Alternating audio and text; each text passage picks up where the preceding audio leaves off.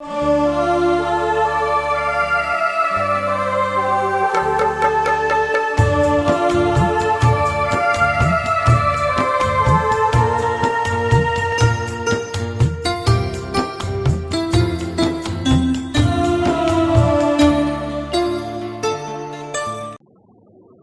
शांति।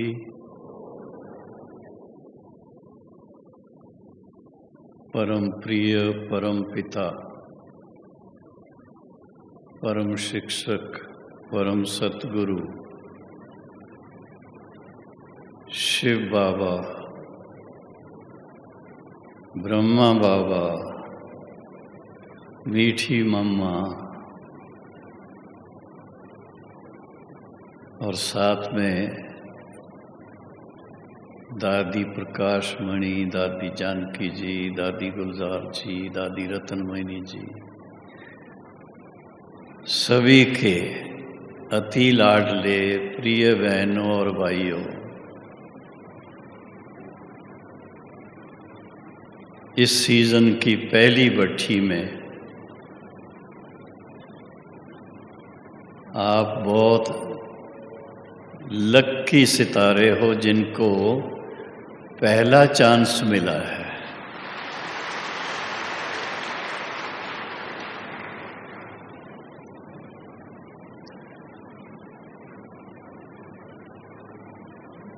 युगलों की भट्ठी अर्थात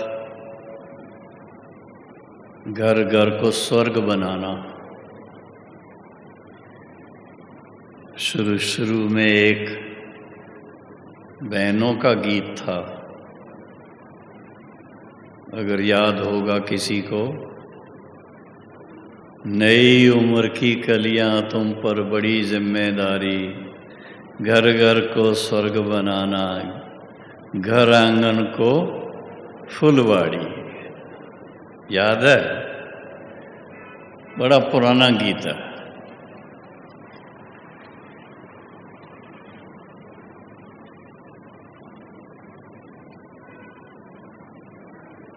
और उसमें देखा गया है कि फिर अकेली कुमारियां बहनें नहीं कर सकती, माताओं के बिना भी यज्ञ की कारोबार नहीं चल सकती, भाइयों के बिना भी यज्ञ की कारोबार नहीं चल सकती। तो ये एक बहुत बड़ा मिसाल है यज्ञ का कि आद में जब साकार बाबा ने, ब्रह्मा बाबा ने शिव बाबा की अच्छी तरह से पहचान प्राप्त की, साक्षात्कार किए और उनकी श्रीमत के अनुसार यज्ञ की जो स्थापना हुई, उस स्थापना में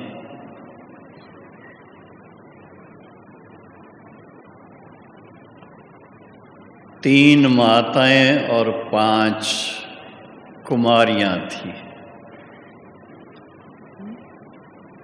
जो 8 का बाबा ने ट्रस्ट बनाया था। और उस ट्रस्ट की मुखिया कहो, हेड कहो, मातेश्वरी सरस्वती को बनाया था। विधिवत स्थापना जो हुई वो 18 जनवरी 1937 को हुई, लेकिन नींव तो पड़ गई थी 1 साल पहले से। महाशिवरात्रि के समय से लेकर के जब ब्रह्मा बाबा को लौकिक दुनिया से वैराग और एक नई अलौकिक शुरुआत करने का, निमित्त बनने का शिव बाबा का आदेश उनको मिला और वो शुरू में, जैसे एक इंग्लिश में कहावत है, फ्रॉम नोन टू अननोन, सभी उस समय ओम का उच्चारण करते थे, लेकिन ओम के भाव अर्थ में, ओम किसके लिए है, ओम का स्वरूप क्या है, उसकी गहराई का पता नहीं था।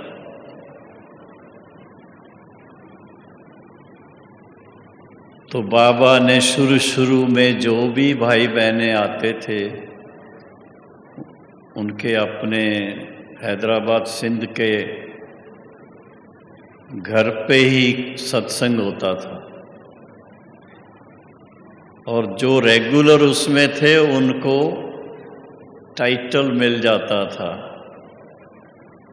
ओम उनके नाम के साथ जोड़ते थे।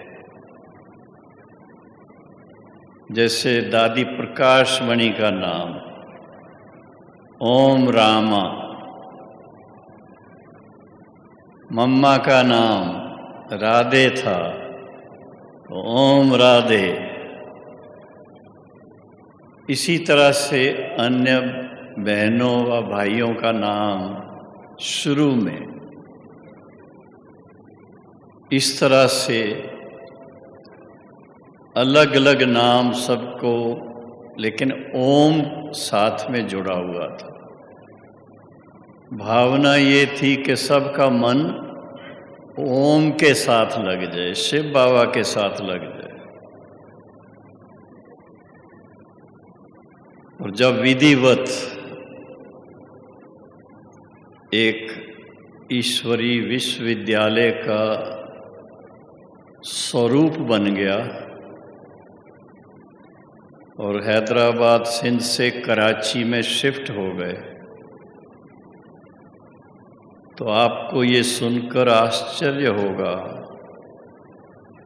कि उस समय 380 भाई बहनें भिन्न भिन्न परिवारों से, जिनमें माता पिता, युवा वर्ग के बच्चे, छोटे बच्चे, बच्चे बच्चियां दोनों थे, इन सब को संभालने के लिए निमित्त कौन बने?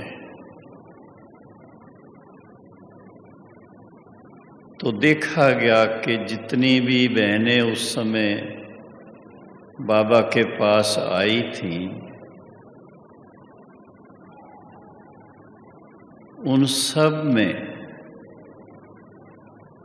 सबसे बुद्धिवान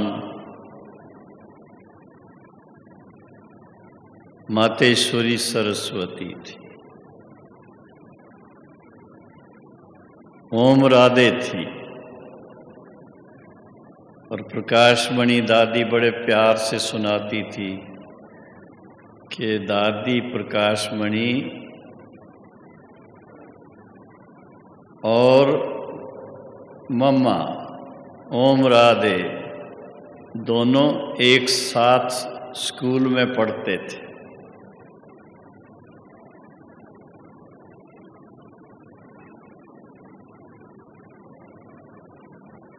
समानता में थे, पर बाबा ने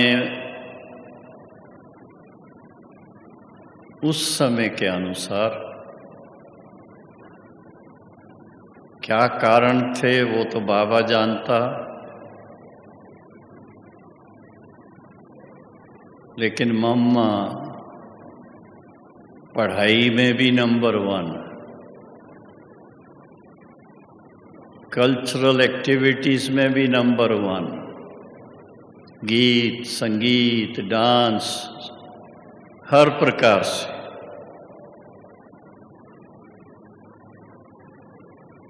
और परख शक्ति मम्मा की बहुत थी। डिसीजन मेकिंग बड़ा उनके लिए विशेष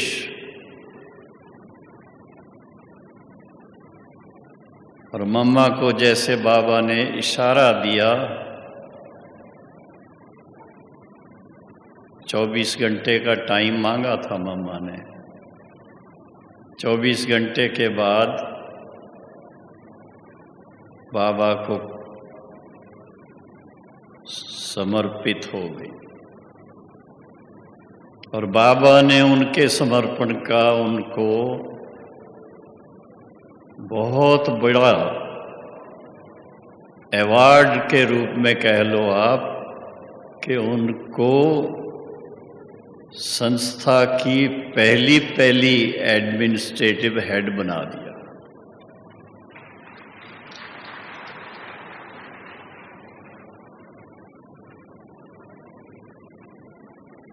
दुनिया में भी ऐसे तो संस्थाएं बनती हैं,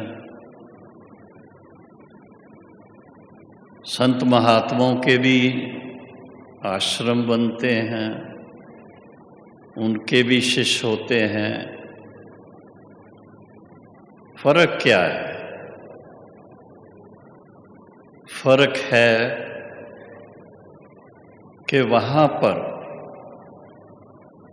हर एक संस्था को हो, हर एक आश्रम को हो, उसमें उनका हेड एक होगा तो एक उसका शिष्य होगा जो पूरा संन्यास लेकर के अपने आप को तैयार करके उनकी गद्दी नशीन होने के लिए तैयार होता था।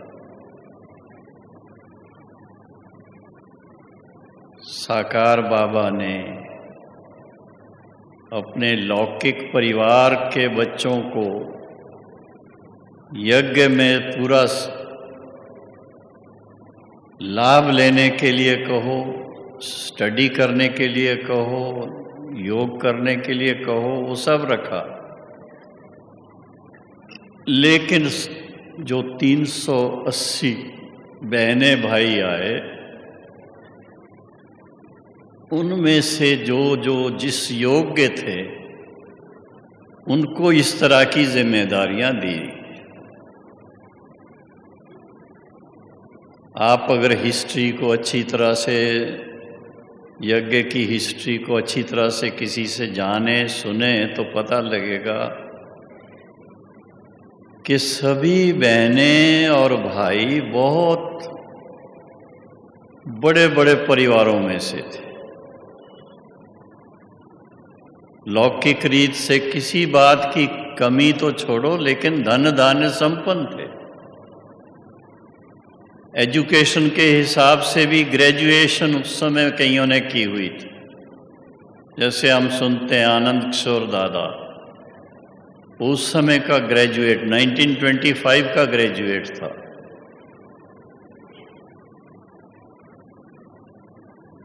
तो इस तरह से इतने भाई और इतने बहनों को एक माला में, एक सूत्र में सबको बांधना, बांध के रखना, अथवा प्यार की शक्ति से सबको बाबा का बना करके उनको उस नशे में रखना, उसकी जिम्मेदारी बाबा के ऊपर तो थी ही, लेकिन बाबा की राइट हैंड बनी मातेश्वरी सरस्वती अथवा ओम राधे। ओम राधे के नाम से मंडली मशहूर हो गई थी। और शायद आप लोगों को इस बात का थोड़ा सा परिचय होगा कि जब कोई नई शुरुआत होती है समाज के अंदर, तो कई बार समाज के भाई बहनों को, जो वडील होते हैं, उनके समझ में नहीं आता है कि ये क्या हो रहा है। आप सोच सकते हैं भिन्न भिन्न परिवारों के परिवार उठ करके जा करके आश्रम में निवास करने लगे। कहाँ तो पहले एक कोई संत बनता था, एक कोई सन्यासी बनता था। ये तो माता पिता भाई बहनें बच्चे सबके सब, तो इन सब का ठीक से पालन पोषण और फिर उनको ईश्वरीय ज्ञान की विधिवत शिक्षा देना और उनके अंदर वो परिवर्तन लाना, उनके मन से वो भूल जाए कि लौकिक में वो किसके बच्चे थे, लौकिक में वो किसके पति थे, लौकिक में वो किसकी पत्नी थे, उससे ऊपर उठाया सभी को। ये नहीं कि सिर्फ बहनों को, भाइयों को भी, बहनों को भी, बच्चों को भी। और उसके लिए एक नई युक्ति उस समय जो शिव बाबा ने निकाली, वो थी हर एक को, जितने भी थे 380 भाई बहनें, सभी के सभी को नया अव्यक्ति नाम मिला। ब्रह्मा बाबा का नाम उनके कर्तव्य के अनुसार पिताश्री ब्रह्मा बाबा, मातेश्वरी जी का नाम मातेश्वरी जगदम्बा सरस्वती। इसी तरह से हमारी और दादियाँ, दीदी मनमोहिनी, दादी प्रकाश मणि, एक जानकी दादी का नाम चेंज नहीं हुआ, गुलजार दादी का नाम भी हृदय मोहिनी, और सभी का एक एक का याद करूंगा तो ज़रा टाइम जाएगा उसमें। लेकिन मेन बात है कि सबसे पहले देखो बाबा की ये बुद्धिवानों के बुद्धिवान की बुद्धि क्या, कि सबको पहले देह के नाम रूप से बाहर लाना और फिर उनको इस तरह के नाम दे करके उनको एक लक्ष्य दिया गया। क्या लक्ष्य दिया गया? कभी आप हिस्ट्री की पुरानी एल्बम्स देख सको, शायद अभी मिले या ना मिले, हम लोगों ने जब आए थे तो शुरू में देखी थी सब।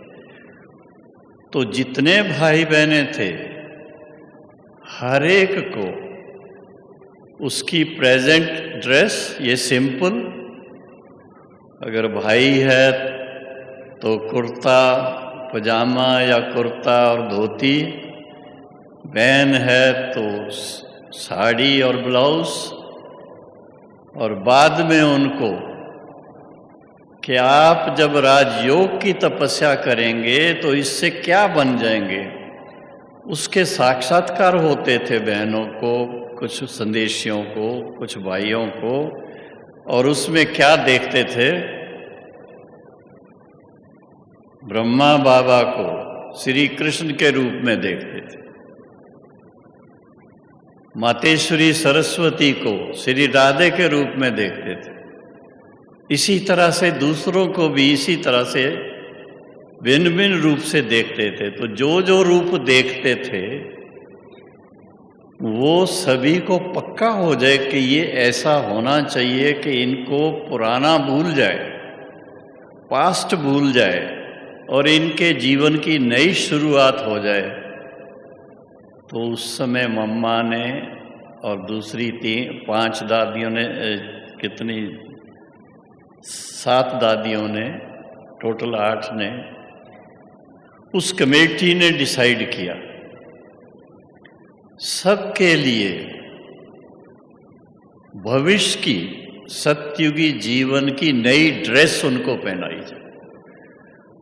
जैसे अभी बहनों का समर्पण हुआ, किसी बहन का समर्पण होता या किसी भाई का कोई विशेष होता तो बड़ी अच्छी तरह से उनको ताज भी पहनाते हैं, गले में भी हार चुन्नी सब कुछ होता है। कुछ ना कुछ हाथों में भी होता है। तो ये बातें जो हैं, अगर मैं उन चित्रों को सामने लाता हूँ, उनकी भेंट में तो ये बहुत बहुत सिंपल है, लेकिन एक विशेष बात है इसमें कि नई शुरुआत कलयुग से सतयुग में जाने के लिए, परिवर्तन के लिए शुरुआत थी। और उस परिवर्तन में यज्ञ की बागडोर मम्मा के हाथ में भी। आप सोच सकते हो कि मम्मा को सिलेक्ट करने वाला कौन? ब्रह्मा बाबा तो निमित्त थे, लेकिन शिव बाबा ने ऐसी योग्यता उनके अंदर पाई, क्या बताएं आपको। सभी दादियों को इतना संगठित अपने पास रखना, सभी बड़े भाइयों को इतना प्यार से यज्ञ में जवाबदारी लेकर के चलने के लिए सदा हाँ जी का पाठ पढ़ाना, और वो खास मम्मा की बात देखते थे। किसी भी बच्चे को उसका नाम लेके उसके साथ जी शब्द जोड़ती थी। हम छोटे थे, बॉम्बे की बात है, तो मम्मा की क्लासेस सुनते थे। ज्ञान ऐसा मम्मा गहराई में ले जाती थी। हाँ, आज आप सब ने मम्मा की मुरली सुनी मुरली, कैसी लगी? गहराई में गए एकदम। तो मम्मा जब कहीं सेवा के लिए जाती थी, चाहे बाहर किसी भी तरफ गई, पंजाब की तरफ गई, यूपी की तरफ गई, दिल्ली की तरफ गई, महाराष्ट्र की तरफ, बॉम्बे, पूना या बेंगलोर की तरफ गई, तो वहाँ पर मम्मा की मुरली पूरी 45 मिनट्स की होती थी, 45 मिनट। उससे पहले और उसके बाद बाबा की याद में बैठते थे।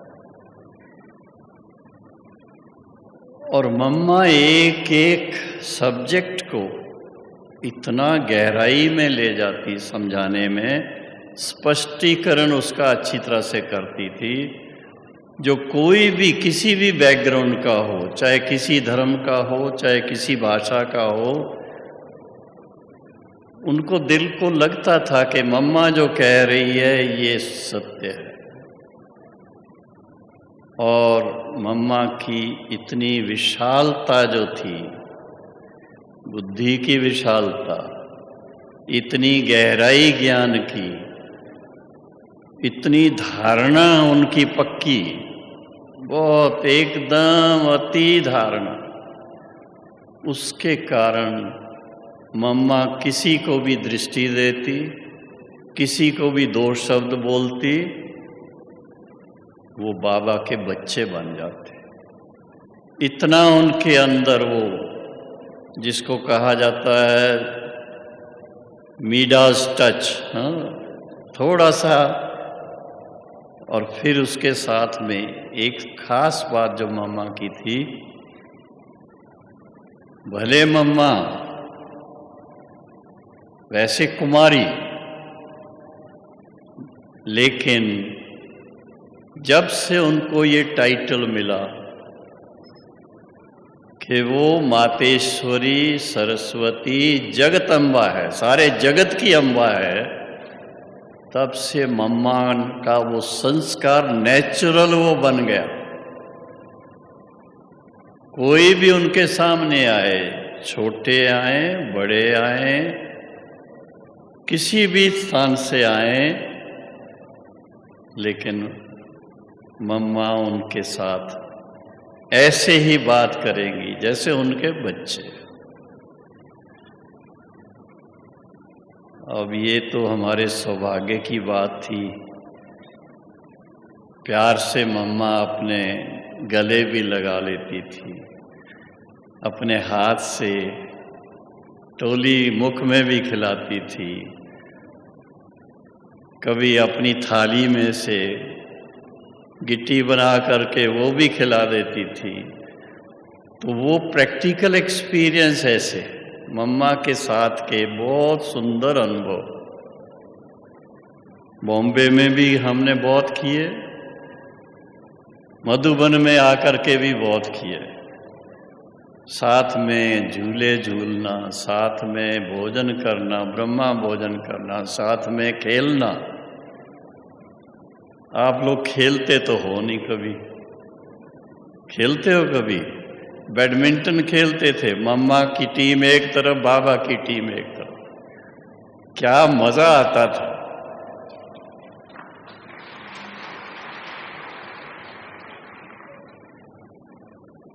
एक तरफ बाबा की टीम, एक तरफ मम्मा की टीम। 3 गेम होती थी, 3 में से कभी मम्मा जीत जाती थी, कभी बाबा जीत जाते थे। लेकिन बहुत अच्छा लगता था कि प्रैक्टिकली बाबा मम्मा ने हम बच्चों को गॉडली स्टूडेंट लाइफ क्या है उसका आनंद प्राप्त कराया। और वो रस्म रिवाज आज तक चल रही है। अभी थोड़ा ये भट्ठी शब्द ही ऐसा आ गया, भट्ठी माना पकाओ इनको अच्छी तरह से। इसके कारण यहीं बिठा बिठा के पका रहे हैं, नहीं तो थोड़ा हिलो जुलो, थोड़ा सा चक्कर लगाओ, बारिश में जाओ कहीं, और नहीं तो तपोवन में ही चले जाओ, बहुत खुली जगह है। इधर अपना सोलार का वो सारा वो भी बहुत बड़ा है, कहीं पर भी चक्कर लगाना चाहिए। लेकिन भाव ये है कि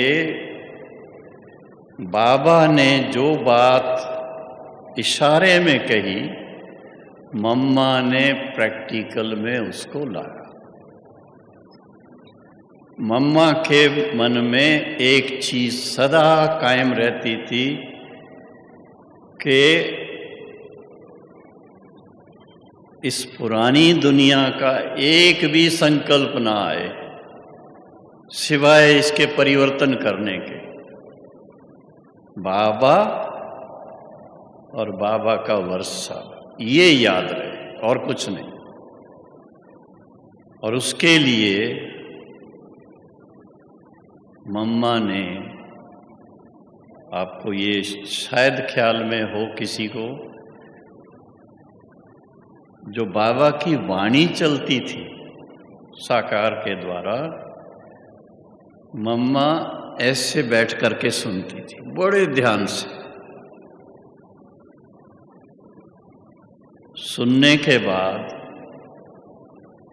जो नोट्स लेते थे, ईशु दादी नोट्स लेती थी, फिर वो लिखे जाते थे साइक्लोस्टाइल होने से पहले। तो मम्मा उसको फिर से पढ़ती थी, उसमें कोई एक भी शब्द ऊपर नीचे हो गया हो तो उसको करेक्ट करती। फिर उसके बाद साइक्लोस्टाइल होती थी, तो मम्मा फिर से वो मुरली, पहले उसका प्रूफ पढ़ना, फिर उसके बाद प्रैक्टिकल जो सब सेंटर्स को जानी है वो पढ़ती थी। तो मम्मा को सबसे ज़्यादा हमने देखा या तो बाबा की याद में अपना टाइम लगाना है 2:30-3 बजे से उठ करके, और या मुरली की गहराई में जाना है। उस बेसिस पर मम्मा अलग अलग विषयों पर लिखती थी। मम्मा की जो आजकल पता नहीं वो डायरी कहीं मिलेंगी या नहीं, लेकिन मम्मा की डायरियां थी 2-3, उनके अंदर अलग अलग टॉपिक्स के ऊपर मम्मा की खुद की विचार सागर मंथन की बातें उन टॉपिक्स पर लिखी हुई होती थी। किस लिए? सरस्वती जो विद्या की देवी है वो कौन सी विद्या की? यूं तो सब स्कूलों के अंदर, कॉलेजों के अंदर सरस्वती का चित्र रखते हैं, सरस्वती का दिन मनाते हैं, लेकिन वास्तविकता क्या है? तो वास्तविकता थी कि जो शिव परमात्मा ने ब्रह्मा बाबा के द्वारा ज्ञान दिया, उसकी गहराई क्या है, उसकी विशालता क्या है, वो मम्मा ने बहुत अच्छी तरह से स्वयं टाइम दे करके, अभ्यास करके, ये सीधा नहीं मान लिया कि मेरे को तो बाबा ने मातेश्वरी का टाइटल दे दिया, अब मेरा सब काम पूरा हो गया, बस मुझे तो आशीर्वाद देनी है हाथ से। ऐसा नहीं था। लेकिन नंबर 1 टीचर अगर कहें, आप देख लो, इतनी बहनें हैं, इतनी माताएं हैं, इतने भाई हैं, भाषण बहुत करते हैं, मम्मा जैसा भाषण कोई नहीं करता।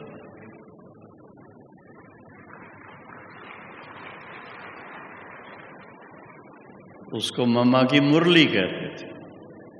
तो इतना प्यार से, लेकिन स्पष्टता और बड़ी सरलता से, किसी को भाषा भी मुश्किल ना लगे, सहजता से या एकदम धारण हो जाए। क्यों? ये मम्मा को बड़ा स्पष्ट था कि ये ईश्वरी ज्ञान जो शिव बाबा ने ब्रह्मा बाबा द्वारा हमें दिया है, दुनिया में किसी के पास नहीं है, और इसको बहुत मीठे रूप से, बहुत मीठे रूप से देना है, ताकि हर एक के गले से नीचे उतर जाए। कभी कभी हमारे भाई बहनें बहुत नशे में आ जाते हैं, भाई ऐसा ज्ञान मिला है, भगवान ने हमको ज्ञान दिया है, कोई नहीं दे सकता है। एक बार एक पोस्टर छपवा दिया। वो पोस्टर ऐसे, उसमें कुछ शब्द लिखे हुए थे जो कभी संतों को अच्छे न लगे, कभी दूसरों को अच्छे न लगे, तो थोड़ा उसके कारण लोगों को मिसअंडरस्टैंडिंग हो गई कि ये ब्रह्मा कुमारी हमारे धर्म का कुछ खात्मा करना चाहती है। एक लाइन बता दूं? नहीं बताऊंगा। लेकिन कहने का भाव है, तो मम्मा कभी भी इस तरह से ऐसी भाषा कभी अपनी उनकी आप नहीं देखेंगे जिसमें कोई भी ऐसे सख्त शब्द हो।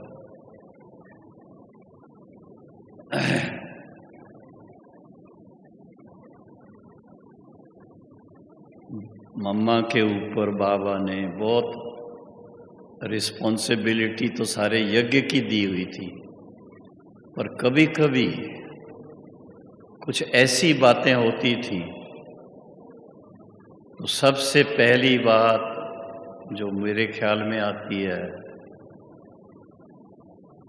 हमारे रमेश भाई, उषा बहन, शीलिंद्रा दादी, पुष्प शांता दादी, आनंद किशोर दादा, हम सब आपस में मिल कर के 1964 में प्रदर्शनी एक तैयार कर रहे थे। वो प्रदर्शनी जो तैयार कर रहे थे, तो जब पूरी प्रदर्शनी तैयार हो गई, गवर्नर ने उसका इनागुरेशन करना था। बाई चांस उस समय मम्मा बॉम्बे में आई और गवर्नर से पहले मम्मा ने सारी प्रदर्शनी देखी। बिल्कुल जैसे स्टूडेंट लाइफ कोई हो, स्टूडेंट बन करके सारा देखना, बाद में उसके ऊपर कोई उनको विचार आए तो सुनाना। उस समय उन दिनों में हम लोग नए नए चित्र बनाने के ख्यालात करते थे। पहले भी मैंने ये बात सुनाई है क्लास में, कहीं सुनी भी होगी।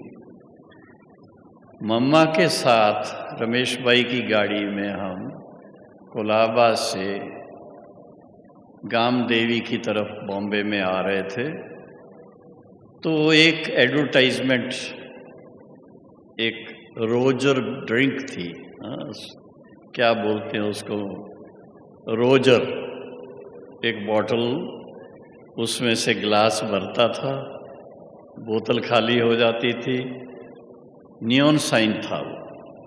तो मैं और रमेश भाई उसको देख करके आपस में राय करने लगे कि अगर ऐसा हम लोग कुछ चित्र बनाएं, शिव बाबा से हमें लाइट मिलती है, फिर हमारी लाइट चली जाती है, फिर से शिव बाबा से। तो मम्मा से हमने ऐसे ही कहा, मम्मा आपने देखा ये कितना अच्छा बोर्ड बना हुआ था नियॉन साइन का। तो मम्मा ने कहा, जिस समय मम्मा को सेवा करनी होती है, क्लास में वाणी चलानी होती है, तब मम्मा इस दुनिया में होती है, नहीं तो मम्मा बाबा के पास होती है।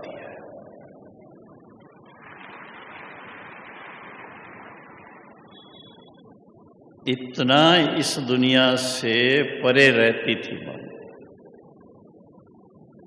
और उसके कारण उनके वाइब्रेशन, उनकी दृष्टि इतनी पावरफुल होती थी, कोई भी संपर्क में आए, नजदीक आए। इसी तरह से भारत में, शायद आपने ये भी बात सुनी हो पहले, भारत में क्रिश्चियन धर्म के धर्मगुरु पोप पॉल द सिक्स्थ, वो आ रहे थे भारत में, और मातेश्वरी जी उस समय, उससे पहले बॉम्बे में थी, रमेश भाई के घर पे थी। उस समय बाबा ने मम्मा को एक रफ ड्राफ्ट बना के भेजा लिखत में कि पोप भारत में आ रहा है, तो इनको आप ये टेलीग्राम भेजो। और वो टेलीग्राम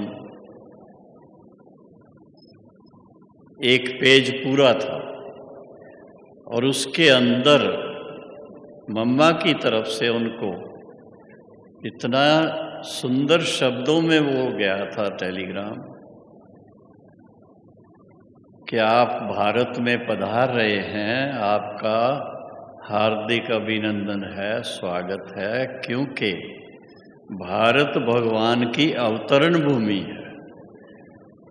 भगवान की अवतरण भूमि होने के कारण आप भारत में आएंगे तो भगवान से अपना ईश्वरी जन्म सिद्ध अधिकार प्राप्त कर सकते हैं, मुक्ति और जीवन मुक्ति प्राप्त करने का। ऐसे ऐसे शब्द,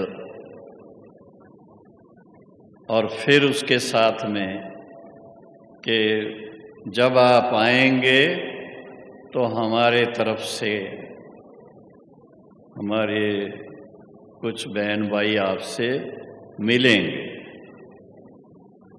एक होता है ना, किसी से आप टाइम मांगते हैं, टाइम मांगना नहीं, लेकिन हमारे पास वो आ रहे मेहमान के रूप में, तो हम मिलेंगे उनको। और उन्होंने टाइम भी दिया था, और उसमें हमारी दादी प्रकाश मणि, शीलिंद्रा और रमेश भाई, जगदीश भाई, ये सब मिले थे उनसे। लेकिन लिखत पहले बाबा ने रफ लिखी, लेकिन उसको फाइनल करना वो मम्मा ने किया। इंग्लिश के शब्दों के लिए वो विश्व किशोर दादा थे, उन्होंने थोड़ा बहुत करेक्शन किया। मैं तो एक डाकिए का काम किया, वहाँ से रात को 12 बजे जा कर के बॉम्बे के CTO में जा कर के वो टेलीग्राम भेजी। और उस समय उस टेलीग्राम का खर्चा कितना हुआ होगा? उस समय 100 रुपया पूरा। 100 रुपया उस समय का आज कितना हो जाएगा? 1964 की बात है। तो मम्मा का जो सोचना अव्यक्त भी था और गहराई भी बहुत थी, और उसके अंदर कल्याण की भावना थी। तो इस तरह से, अभी आपको शायद पता है या नहीं, वो टेलीग्राम और उसके साथ में जो पोप को उस समय अपना लिटरेचर दिया गया, वो सारा वेटिकन में रखा हुआ है। वेटिकन समझते हैं? रोम में जो उनका रहने का स्थान है, वहाँ पर उनकी लाइब्रेरी में रखा हुआ है। तो इस तरह से मम्मा का पार्ट जो था, खास आध्यात्मिक पालना देने का। और मैं समझता हूँ, आप अगर पुराने भाई बहनों में से किन्हीं से पूछेंगे तो 50% बहनें, 50% भाई खास मम्मा के संपर्क के कारण कहो, उनकी दृष्टि के कारण कहो, उनकी पालना के कारण कहो, वो ईश्वरी सेवा में समर्पित हो गए। एक अनुभव और आपको सुनाऊं। शायद आप जानते हैं कि मैं पहले भारतीय नौसेना में था।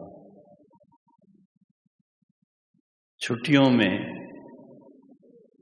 बाबा और मम्मा मुझे जयपुर भेजते थे सेवा के लिए। 1960, 61, 62, 3 साल 2 महीना जाके मैं वहाँ सेवा किया। और जब वहाँ से होके आते थे या जाना होता था तो पहले बाबा मम्मा से मिलते थे, वो गाइड करते थे क्या कैसे सेवा करनी है, और फिर वापस आके समाचार सुनाते थे बाबा को भी। पर बाबा शॉर्ट में सुनते थे, मम्मा डिटेल में सुनती थी। तो मम्मा को मैंने जब सारा समाचार सुनाया और अपना अनुभव सुनाया कि मम्मा मेरा तो मन लगता है कि मैं इसी सेवा में ही लगा रहा हूँ,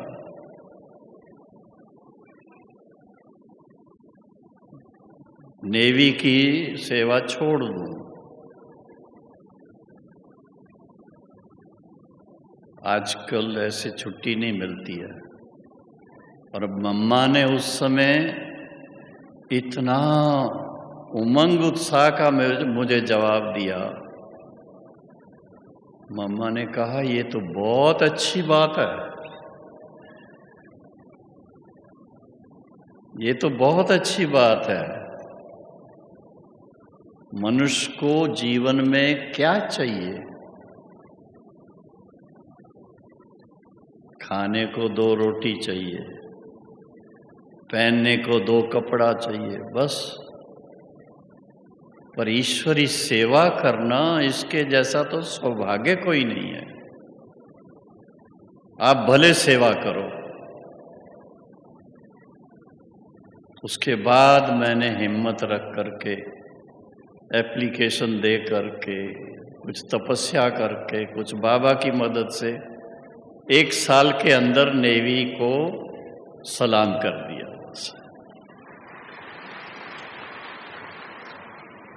और उसके बाद ईश्वरी सेवा में बाबा ने रखा बॉम्बे में, फिर इधर आ गए। अब इस बीच में एक बात है, मम्मा की तबीयत थोड़ी 1964 में थोड़ी सी ढीली होने लग गई, पर मम्मा कभी किसी को शो नहीं करती थी कि उनकी तबीयत खराब। फिर उनकी सर्जरी भी हुई थी, और सर्जरी के बाद 1 साल तक और उन्होंने सेवा की। लास्ट तक मेरा ख्याल है कल आपको जो फल मिला,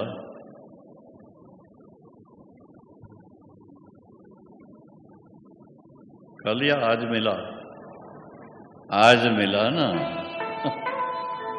तो ये फल मम्मा की याद में